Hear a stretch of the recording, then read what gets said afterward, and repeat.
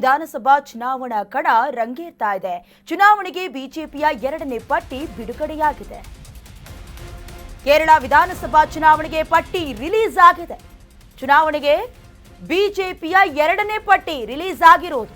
ಈ ಹಿಂದೆ 47 ಅಭ್ಯರ್ಥಿಗಳ ಟಿಕೆಟ್ ಪಟ್ಟಿ ರಿಲೀಸ್ ಮಾಡಿತ್ತು. ಈಗ 39 ಅಭ್ಯರ್ಥಿಗಳ 2ನೇ ಪಟ್ಟಿ ರಿಲೀಸ್ ಮಾಡಿದೆ ಬಿಜೆಪಿ. ಮೊದಲ ಪಟ್ಟಿಯಲ್ಲಿ 47 ಅಭ್ಯರ್ಥಿಗಳಿಗೆ ಟಿಕೆಟ್ ಅನೌನ್ಸ್ ಆಗಿತ್ತು.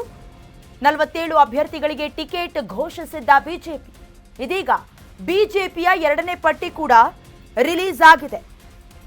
ಕೇರಳ ವಿಧಾನಸಭಾ ಚುನಾವಣೆಯ ಕಣ ರಂಗೇರ್ತಾ ಇದೆ. ಸಂಬಂಧಪಟ್ಟಂತೆ ಈಗ 39 ಅಭ್ಯರ್ಥಿಗಳ 2ನೇ ಪಟ್ಟಿಯನ್ನ ಬಿಡುಗಡೆ ಮಾಡಿರೋದು.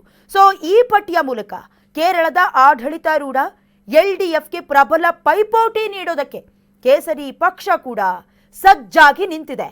ಮುಖ್ಯಮಂತ್ರಿ ಪಿಣರಾಯಿ ವಿಜಯನ್ ವಿರುದ್ಧ ಧರ್ಮಂಡಂ ಕ್ಷೇತ್ರದಲ್ಲಿ ಕೆ ರಂಜಿತ್ ಅವರನ್ನ ಕಣಕ್ಕಿಳಿಸುವ ಮೂಲಕ BJP net to net fight ಮಾಡೋದಕ್ಕೆ ರೆಡಿಯಾಗಿದೆ. ಬಿಜೆಪಿಯ 2ನೇ ಪಟ್ಟಿಯಲ್ಲಿ ಅನುಭವಿ ನಾಯಕರು ಜೊತೆಗೆ ಹೊಸ ಮುಖಗಳಿಗೂ ಕೂಡ ಮಣೆ ಹಾಕಲಾಗಿದೆ. ಮಿಜೋರಂನ ಮಾಜಿ ರಾಜ್ಯಪಾಲರಾದ ಕುಮ್ಮನಂ ರಾಜಶೇಖರ್ ಅರನ್ಮುಲ ಕ್ಷೇತ್ರದಿಂದ ಅದೃಷ್ಟ ಪರೀಕ್ಷೆಗೆ ಈ ಬಾರಿ ಇಳಿದಿದ್ದಾರೆ. ಇನ್ನು ರಾಬಿನ್ ರಾಧಾಕೃಷ್ಣನ್ ಕುಂದರ ಕ್ಷೇತ್ರದಿಂದ ಸ್ಪರ್ಧೆ ಮಾಡ್ತಿದ್ರೆ, ಅಶ್ವಿನಿ ML ಕಾಸರಗೋಡು ಕ್ಷೇತ್ರದಿಂದ ಕಣಕ್ಕಿಳಿತಿದ್ದಾರೆ.